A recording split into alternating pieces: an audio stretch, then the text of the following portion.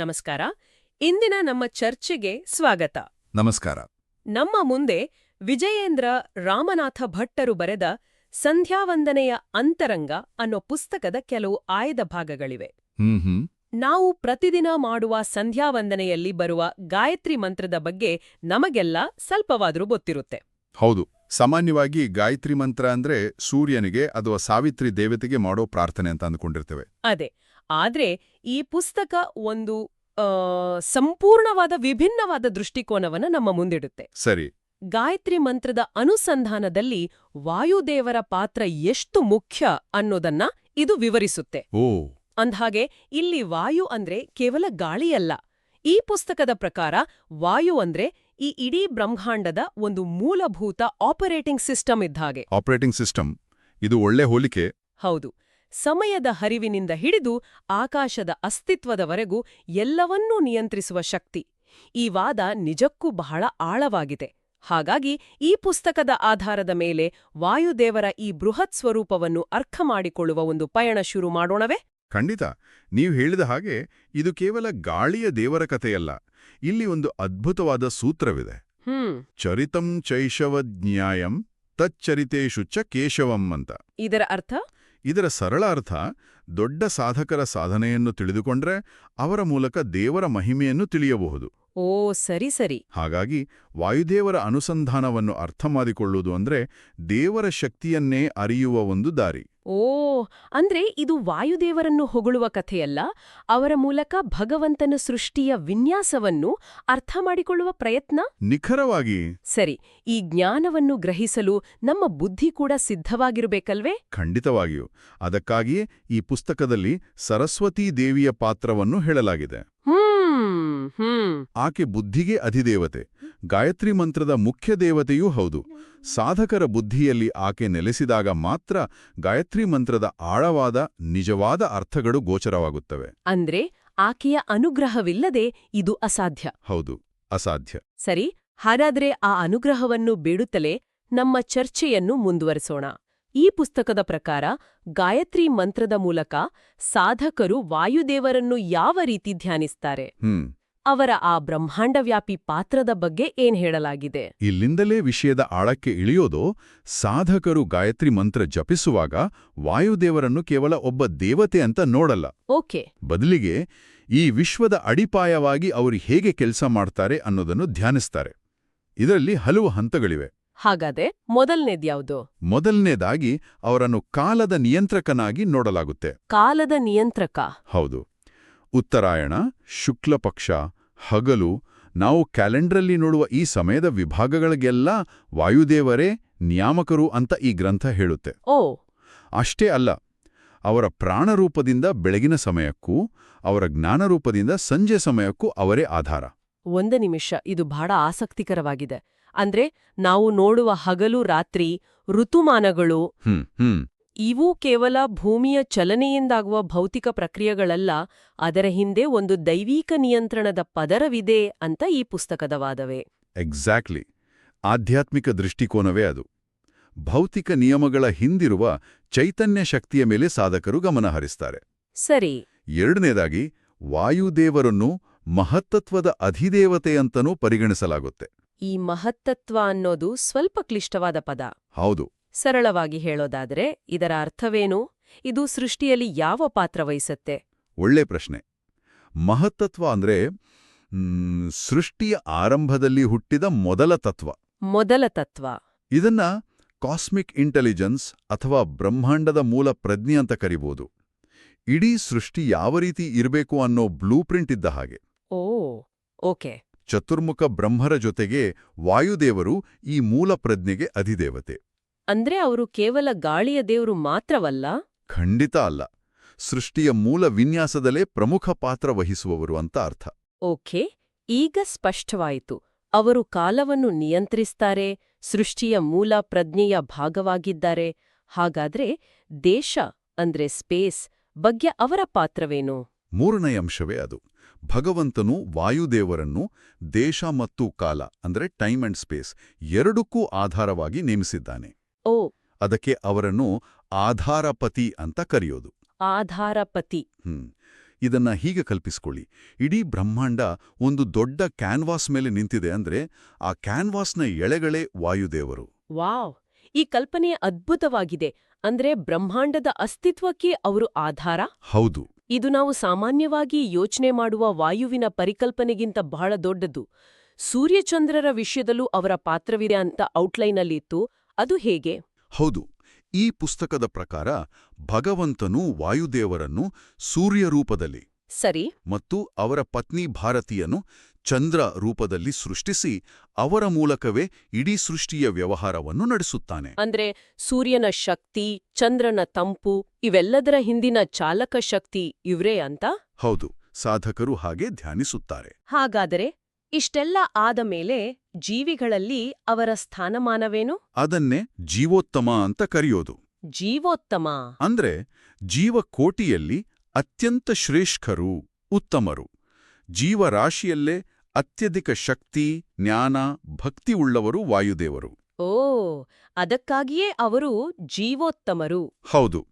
ಸಾಧಕ ಗಾಯತ್ರಿ ಮಂತ್ರ ಜಪಿಸುವಾಗ ಈ ಎಲ್ಲಾ 5 ಅಂಶಗಳನ್ನು ಕಾಲನಿಯಂತ್ರಕ, ಮಹತ್ತತ್ವದ ಅಧಿದೇವತೆ, ದೇಶಕಾಲದ ಆಧಾರ, ಸೂರ್ಯಚಂದ್ರರ ಚಾಲಕ ಮತ್ತು ಜೀವೋತ್ತಮ ಒಟ್ಟಾಗಿ ಮನಸ್ಸಿಗೆ ತಂದುಕೊಂಡು ಅಂತಹ ಮಹಾನ್ ಶಕ್ತಿಯನ್ನು ಧ್ಯಾನಿಸುತ್ತಾನೆ. ಇದು ವಾಯುದೇವರ ಬಗ್ಗೆ ನಮ್ಮ ಕಲ್ಪನೆಯನ್ನೇ ಬದಲಾಯಿಸುತ್ತೆ. ಇಂತಹ ಒಂದು ಬೃಹತ್ ಶಕ್ತಿಯ ಸೃಷ್ಟಿಯೇ ಹೇಗಾಯಿತು? ಅವರ ಹುಟ್ಟಿನ ಬಗ್ಗೆ ಈ ಪುಸ್ತಕ ಏನಾದರೂ ವಿಶೇಷವಾದ ವಿವರಗಳನ್ನು ಕೊಡುತ್ತದೆಯಾ? ಖಂಡಿತ. ಅವರ ಸೃಷ್ಟಿಯ ಪ್ರಕ್ರಿಯೆಯಲ್ಲೇ ಭಗವಂತನ ಉದ್ದೇಶ ಸ್ಪಷ್ಟವಾಗಿ ಕಾಣಿಸ್ತೆ.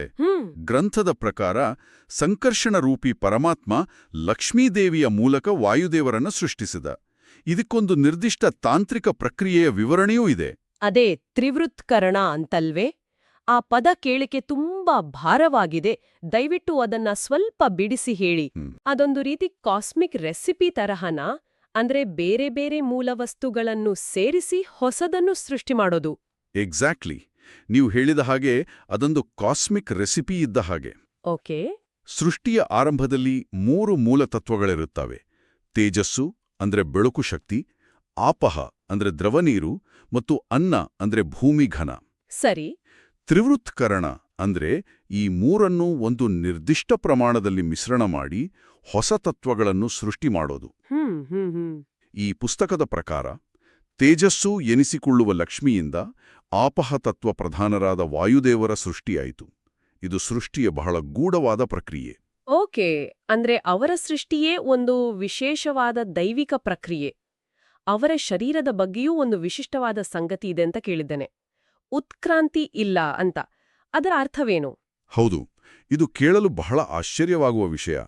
ನಮಗೂ ಸೇರಿದಂತೆ ಬೇರೆಲ್ಲಾ ಜೀವಿಗಳಿಗೆ ಶರೀರಕ್ಕೆ ನಾಶ, ಕ್ಷೀಣಿಸುವಿಕೆ, ಮುಪ್ಪು ಇದೆ.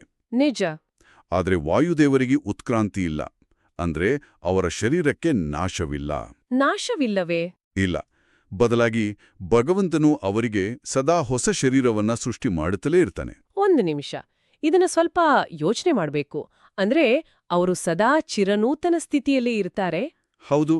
ಅವರಿಗೆ ಮುಪ್ಪು, ರೋಗ, ಶರೀರ ನಾಶದ ಭಯವೇ ಇಲ್ಲ.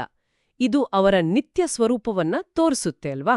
ಹೌದು, ಇದು ಅವರ ನಿತ್ಯ ನೂತನ ಸ್ವರೂಪ ಮತ್ತು ಅವರ ಮೇಲಿರುವ ಭಗವಂತನ ವಿಶೇಷ ಅನುಗ್ರಹವನ್ನು ತೋರಿಸ್ತದೆ.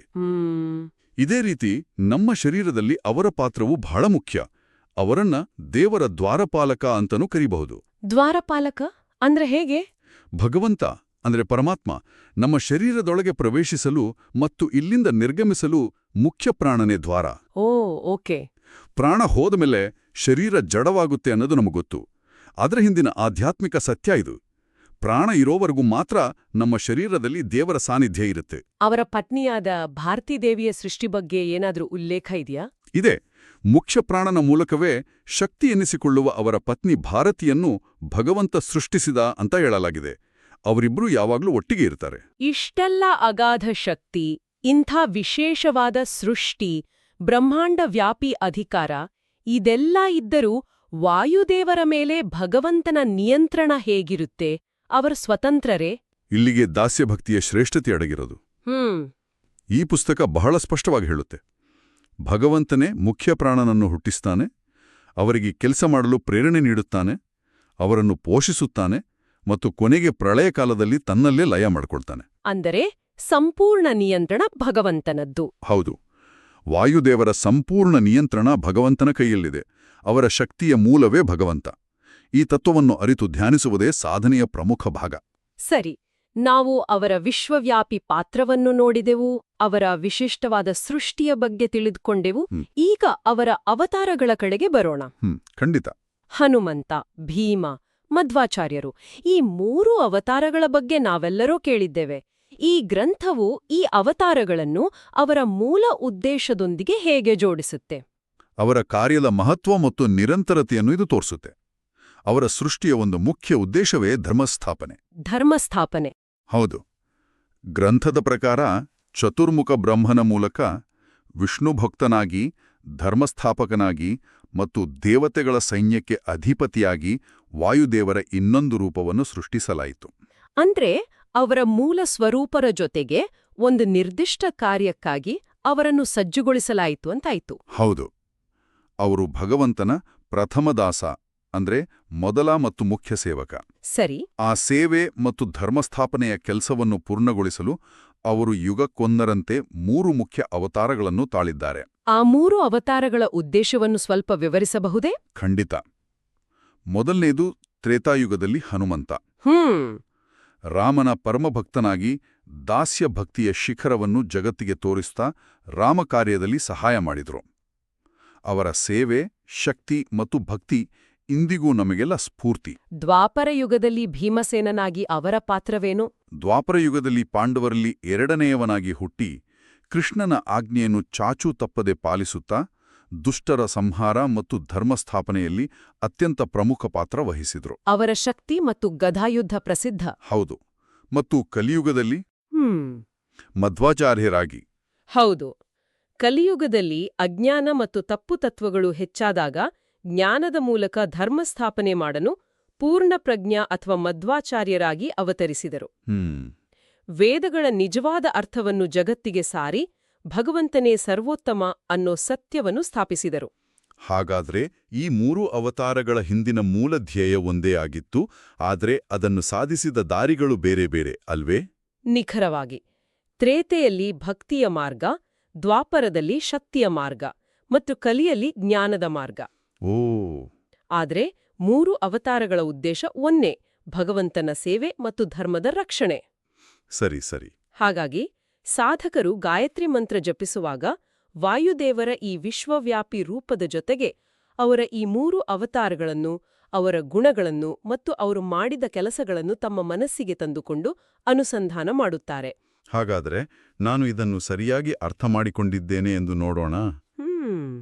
ಒಬ್ಬ ಸಾಧಕನಿಗೆ ಗಾಯತ್ರಿ ಮಂತ್ರ ಕೇವಲ ಕೆಲವು ಅಕ್ಷರಗಳ ಗುಂಪು ಅಲ್ಲ, ಅದು ವಾಯುದೇವರಂತಹ ಒಂದು ಮಹಾನ್ ದೈವಿಕ ಶಕ್ತಿಯ ಸಂಪೂರ್ಣ ಚಿತ್ರಣವನ್ನು ಮನಸ್ಸಿನಲ್ಲಿ ಮೂಡಿಸುವ ಒಂದು ಸಾಧನ. ಅವರಿಗೆ ಎಲ್ಲವನ್ನೂ ಚಿಂತಿಸುವ ಒಂದು ಬೃಹತ್ ಧ್ಯಾನದ ಹೆಬ್ಬಾಗಿಲು.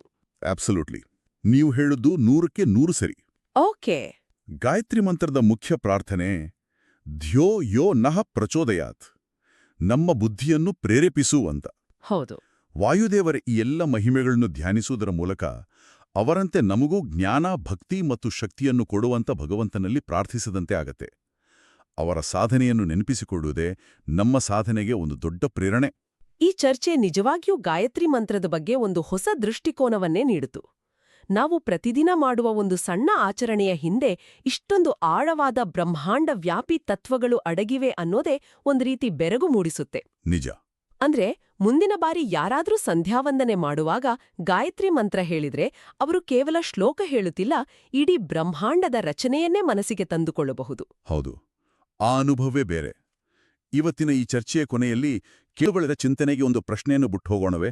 ಖಂಡಿತ, ಹೇಳಿ. ಗಾಯತ್ರಿ ಮಂತ್ರದ ಅನುಸಂಧಾನದಲ್ಲಿ ಕೇವಲ ಒಬ್ಬ ದೇವತೆಯಾದ ವಾಯುದೇವರ ಬಗ್ಗೆಯೇ ಇಷ್ಟೆಲ್ಲ ಆಳವಾದ ಅರ್ಥದ ಪದರಗಳಿದ್ದರೆ, ಇನ್ನು ಸೃಷ್ಟಿಯ ಬೇರೆ ದೇವತೆಗಳ ಬಗ್ಗೆ, ಪಂಚಭೂತಗಳಂತಹ ತತ್ವಗಳ ಬಗ್ಗೆ ಮತ್ತು ಮುಖ್ಯವಾಗಿ ನಮ್ಮ ಸ್ವಂತ ಅಸ್ತಿತ್ವದ ಕುರಿತು ಇನ್ನೆಂತಹ ಆಳವಾದ ಅರ್ಥಗಳು ಅಡಗಿರಬಹುದು? ಅದ್ಭುತವಾದ ಪ್ರಶ್ನೆ. ನಮ್ಮ ದೈನಂದಿನ ಜೀವನದ ಪ್ರತಿಯೊಂದು ಅಂಶದಲ್ಲೂ ಇಂಥ ಆಳವಾದ ಅರ್ಥಗಳನ್ನು ಹುಡುಕುವ ಪ್ರಯತ್ನವನ್ನು ನಾವೆಲ್ಲರೂ ಮಾಡಬಹುದು. ಆ ಚಿಂತನೆಯೊಂದಿಗೆ ನಮ್ಮ ಕೇಳುಗರು ತಮ್ಮ ಮುಂದಿನ ಗಾಯತ್ರಿ ಜಪವನ್ನು ಮಾಡ್ಲಿ ಅಂತ ಆಶಿಸೋಣ. ಧನ್ಯವಾದಗಳು. ಧನ್ಯವಾದಗಳು.